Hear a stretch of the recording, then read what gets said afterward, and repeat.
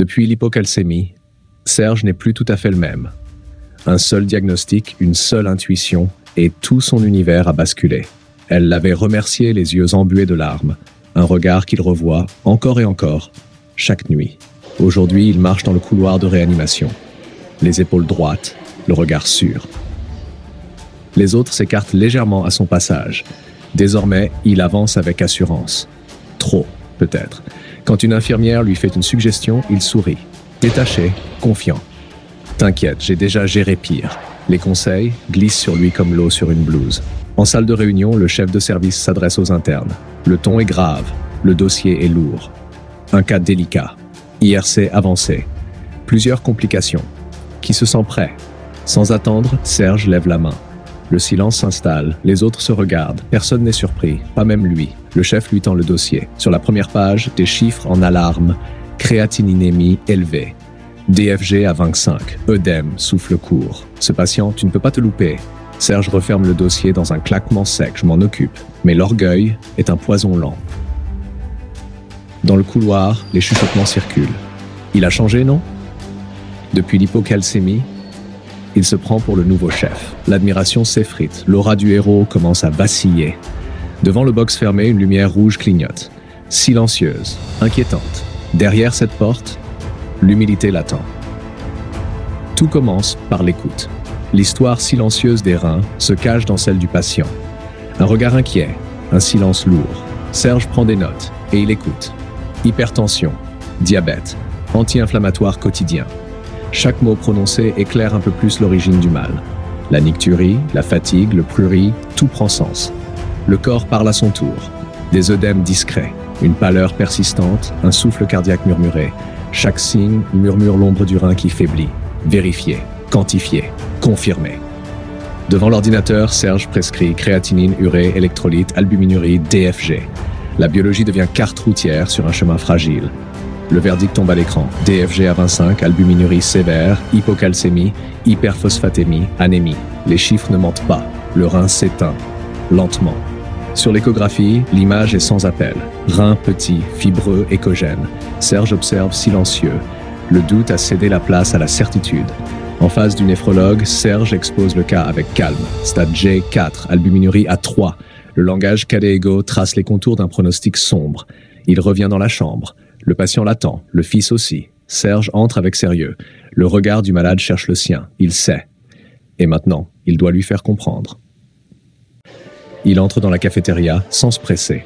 Au fond de la salle, Claire, assise, détendue. Face à un homme élégant en blouse blanche, il rien doucement. Serge s'arrête. Plateau à la main, figé. Il ne s'attendait pas à ça. Et pourtant, il n'arrive pas à détourner le regard. Un geste léger. Claire effleure le bras de son interlocuteur.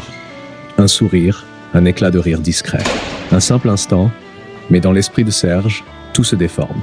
Un doute, un vertige, et l'orage monte. Il tourne les talons. Le plateau reste sur le comptoir, abandonné. Sans un mot, il traverse le couloir, il ne veut pas voir. Mais l'image s'imprime.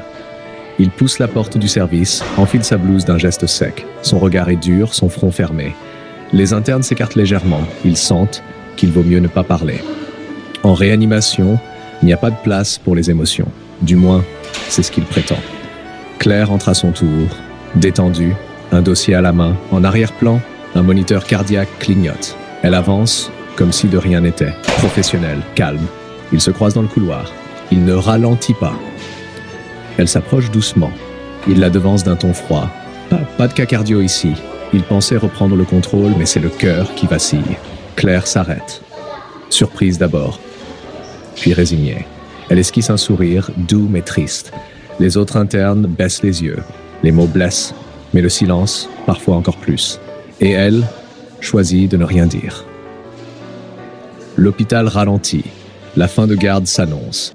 Accoudé au bureau infirmier, Serge laisse échapper une question presque anodine. Claire, l'homme avec elle, c'est qui exactement? L'urgence s'efface. L'interrogation prend le dessus. Mais avant qu'il n'obtienne une réponse, le chef surgit à ses côtés. « Et ton patient IRC, comment va-t-il » Pris de court, Serge répond trop vite. « Maîtrisé, chef. Rien d'inquiétant. » Mais le regard du chef insiste. Il sait que ce dossier n'admet aucun relâchement. Il marche d'un pas rapide vers la chambre. Le patient est là, essoufflé, pâle. Les moniteurs clignotent lentement, comme en alerte silencieuse. Il est dyspnéique. Des râles. Tu n'as pas demandé d'avis cardio? Serge tente une défense. Il désigne le dossier sans même le regarder. Parce que j'étais convaincu que ce n'était pas d'origine cardiaque. Convaincu ou distrait? Sur la table, les nouveaux résultats viennent d'arriver. Serge ne les a pas encore ouverts. À l'écran, le diagnostic saute aux yeux. BNP élevé, poumon congestif, le rein souffre. Mais c'est le cœur qui appelle au secours. Les ordres claquent. La perfusion est arrêtée. Les diurétiques en intraveineuse, l'oxygène augmenté. Le chef agit, rapide, méthodique. Serge, en retrait, regarde. Figé. En salle de réunion, le silence est pesant. Le chef reste debout. Serge est assis, tête basse. Les autres internes observent, muets. Le dossier est ouvert, le stylo abandonné. Quelles étaient selon toi les causes possibles de sa dégradation, Serge? Peut-être les AINS, l'évolution de l'IRC, une surcharge métabolique? Il pensait rein, inflammation, médicaments. Mais pas au cœur. Le chef pointe un écran, un schéma de surcharge, un cœur congestionné. Le regard reste fixé sur Serge. Et les causes cardiaques? Tu les as oubliées? Dysfonction systolique, surcharge hydrosodée, sténose aortique. Chez ce patient, décompensation cardiaque gauche probable, aggravée par l'IRC. Il pensait néphron, mais c'était le muscle cardiaque qui criait à l'aide. Serge serre le dossier entre ses mains et se lève. Le chef ne hausse pas le ton, mais sa voix reste tranchante. Tu cours en cardio. Tu m'obtiens un avis avant que son état ne rechute. La suffisance s'est effondrée. Le masque est tombé. Le chef est resté calme. Mais sa déception, elle, était claire. La médecine ne pardonne pas l'orgueil. Elle exige la lucidité. Contre son orgueil, Serge avance. Chaque pas dans ce couloir est un pas vers la remise en question. Le badge visible. Le visage tendu. Il déteste ce qu'il ressent. Mais il sait qu'il n'a pas le choix. Dans la salle de soins, Claire l'attend, sourire en coin, bras croisés. « Je croyais que tu n'avais pas de cas cardio ?» L'ironie est douce, pas blessante. Juste. Il baisse les yeux légèrement rouges, la gorge nouée. Je me suis trompé. Claire s'approche, attrape le dossier, elle dépose calmement son stéthoscope. Ce n'est pas à propos de nous, c'est une vie qu'on essaie de sauver. Elle entre dans le service avec calme et précision. Face au staff, elle expose le cas. Claire ne parle ni vengeance ni rancune, elle parle urgence. Elle n'a pas mémorisé l'humiliation, seulement ce qu'il reste à faire. Autour du lit, les gestes s'enchaînent. Serge reprend sa place. L'infirmière lui transmet les constantes. Bilan ionique en cours. Potassium à 5,6. Il hoche la tête. Il agit. Il écoute. L'équipe se regroupe. Claire prend la parole, posée, concise. Un interne pointe les constantes à l'écran. On optimise la charge. Équilibration. Régime hydrosodé strict. Sur le tableau, une note griffonnée à la hâte. Dialyse. Et soudain, tout bascule. Une alarme. Une désaturation. Tension à 4,25/50. La pièce s'agite. Chaque seconde pèse une vie. Claire ajuste l'oxygène. Serge injecte le furosémide. L'infirmière suit le débit. Chaque geste trouve sa place. La panique, elle, reste dehors. Les yeux du patient s'ouvrent lentement. La respiration s'apaise, le débit urinaire reprend.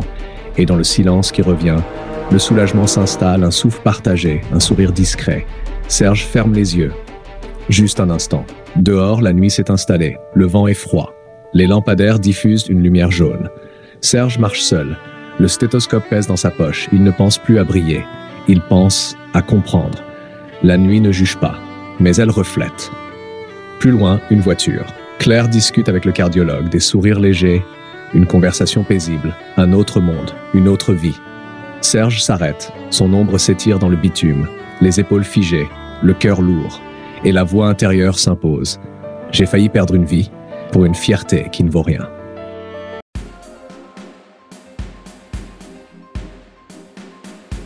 L'insuffisance rénale chronique se définit par la présence de lésions rénales ou par une baisse persistante du débit de filtration glomérulaire, DFG 60 ml per minute pour 1,73 m², pendant au moins 3 mois, quelle qu'en soit la cause. Ces étiologies sont multiples. Pré-rénale, HTA, hypoperfusion, rénale glomérulaire, tubulo-interstitielle, congénitale, ischémique ou post-rénale, obstruction chronique. Le diagnostic repose sur une démarche clinique intégrée, anamnèse ciblée, examen physique, Évaluation du DFG, analyse d'urine, albuminurie, sédiments, bilan biologique, électrolytes, PTH, hémoglobine, imagerie rénale et examens spécialisés, biopsie, sérologie en cas de doute étiologique. La prise en charge vise à ralentir la progression de la maladie, corriger les complications, anémie, troubles phosphocalciques, hyperkaliémie, acidose, adapter les traitements selon le DFG et préparer la suppléance rénale, dialyse ou transplantation. Elle comprend aussi une approche nutritionnelle personnalisée et un accompagnement multidisciplinaire, incluant l'éducation thérapeutique du patient. Le staging selon KDIGA, cause, GFR, albuminurie, permet de stratifier les risques et de guider les décisions thérapeutiques. Une détection précoce et une prise en charge anticipée sont essentielles pour préserver la fonction rénale, limiter les complications cardiovasculaires et améliorer la qualité de vie des patients.